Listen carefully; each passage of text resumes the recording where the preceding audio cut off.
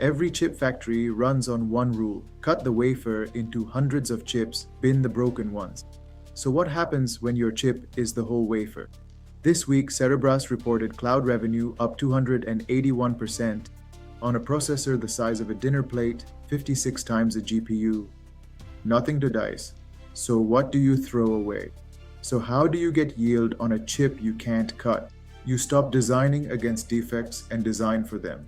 900,000 cores, each 5/100th of a square millimeter. A defect kills one core.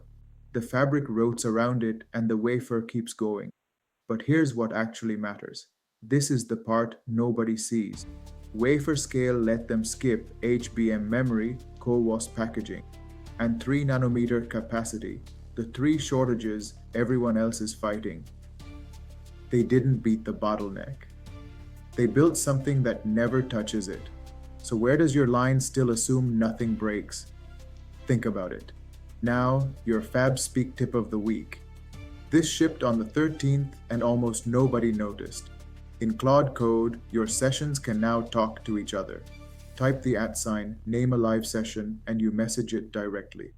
And sub-agents now fork by default. They inherit your whole conversation, so you stop re-explaining context. And they run in the background instead of blocking you. No more waiting around. Still sitting there, babysitting long jobs. Kick off the review in one session, keep working in another, message it when you need the answer.